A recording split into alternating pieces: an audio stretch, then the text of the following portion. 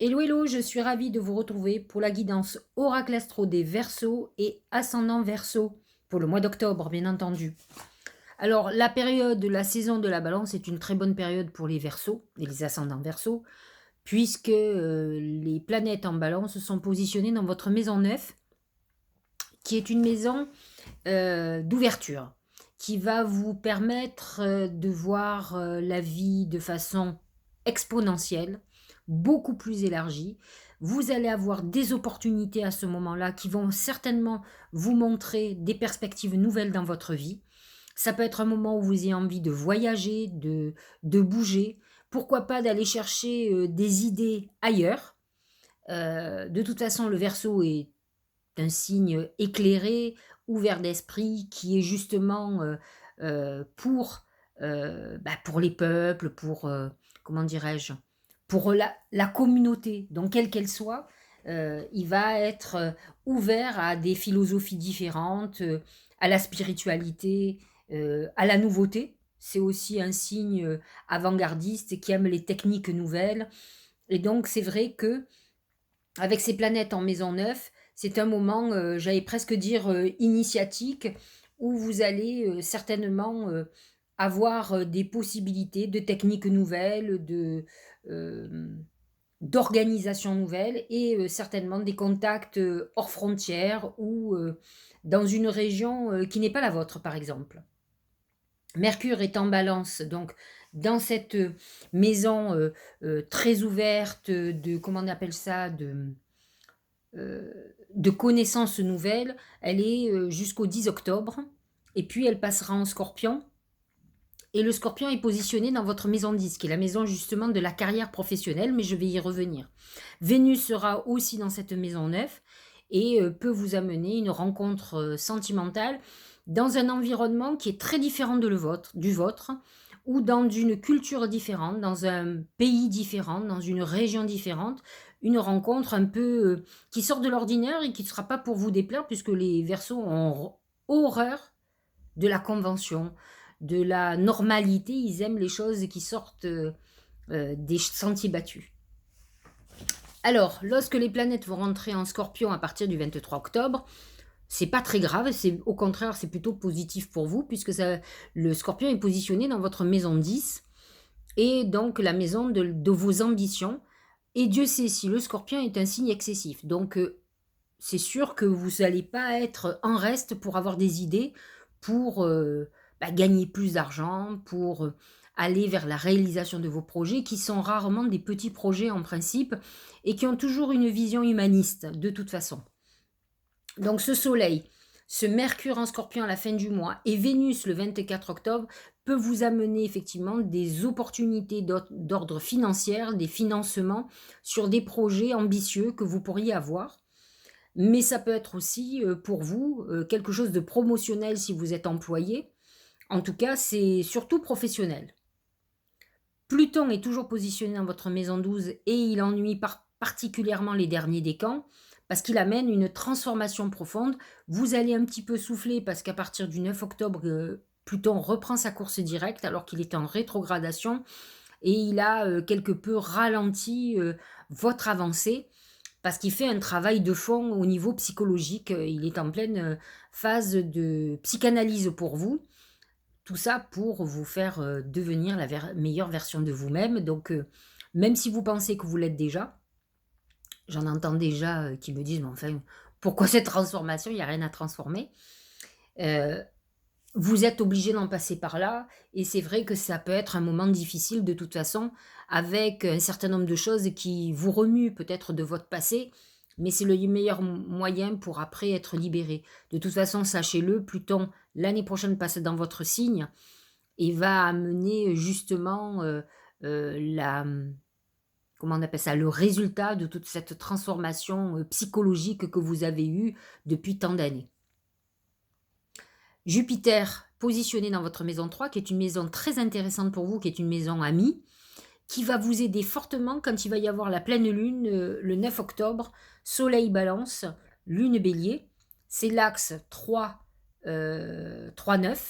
qui est l'axe de la connaissance, mais aussi de la connexion à l'univers.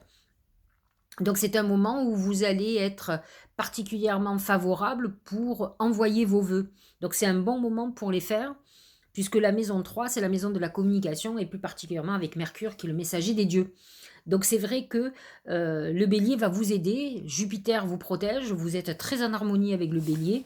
Donc c'est un bon moment pour ceux qui sont dans la communication et pour communiquer aussi, vos désirs, vos intentions. Mais dans tous les cas, c'est les bons moments pour, par exemple, négocier quelque chose, faire des signatures. Ça touchera plus particulièrement les Verseaux du premier décan, mais ça peut toucher tous les décans à partir du moment où vous avez des planètes qui sont entre 0 et 3 degrés. À partir du 28 octobre, Jupiter repasse dans le Poisson, qui lui est positionné dans votre maison 2. Donc pour vous, c'est tout bénef. C'est plutôt une période d'abondance financière. Et là, pour le coup, ça touchera les derniers décans. Alors, Pluton en Capricorne est très en harmonie avec le Poisson, donc ça ne fera pas d'aspect dissonant.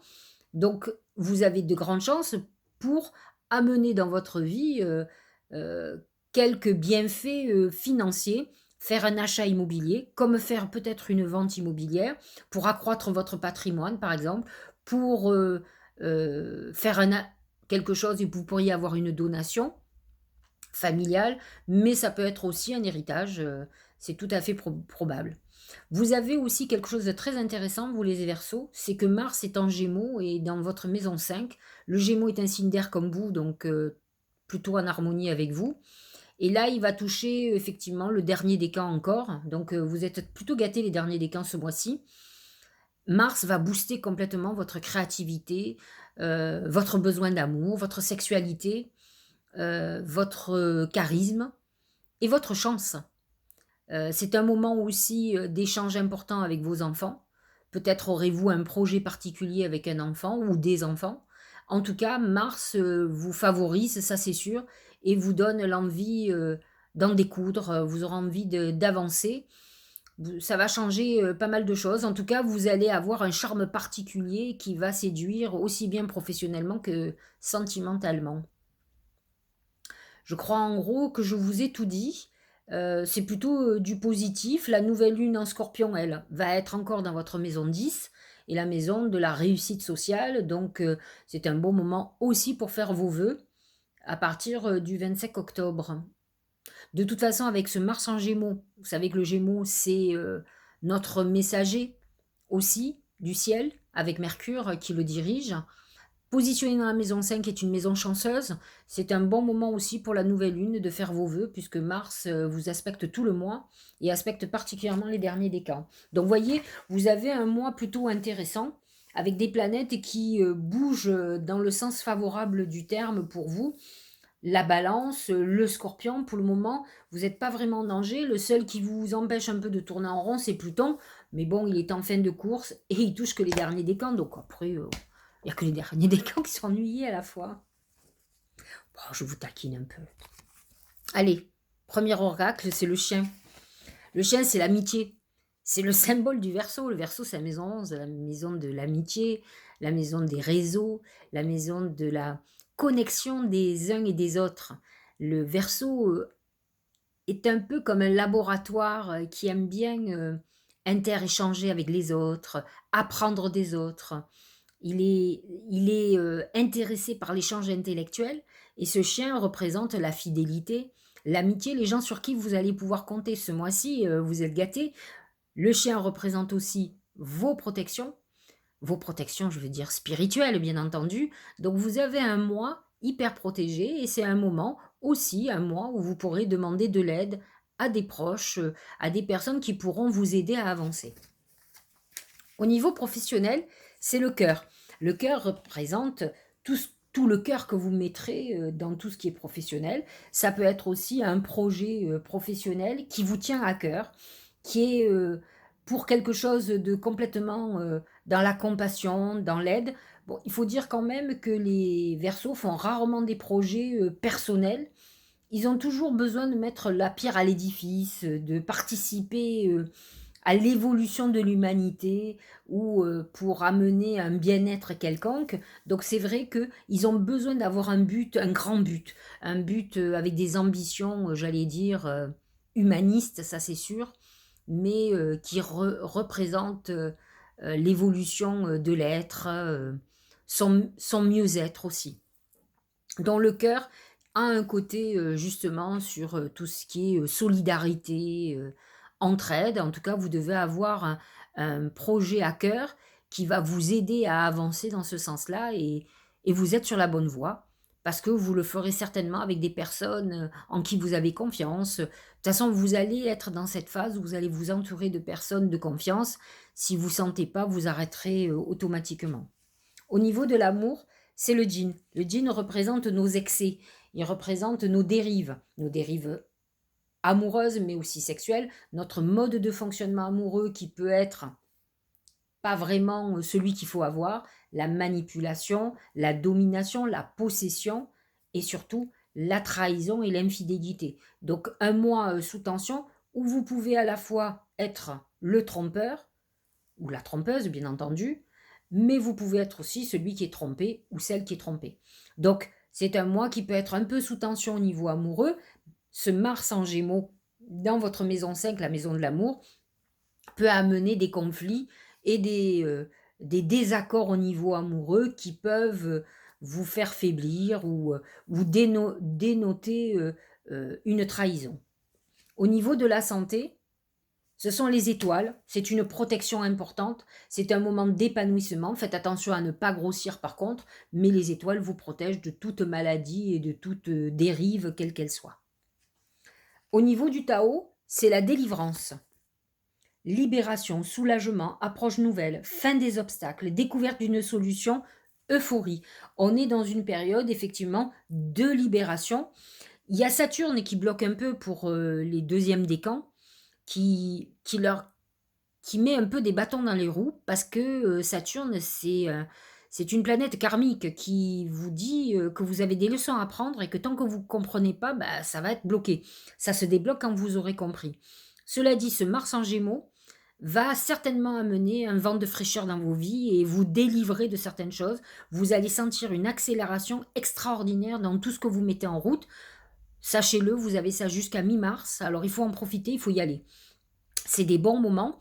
Donc là, quand vous avez la saison de la balance qui tape son plein, c'est le moment ou jamais parce que vous êtes favorisé par Mars en Gémeaux et par toutes les planètes en balance.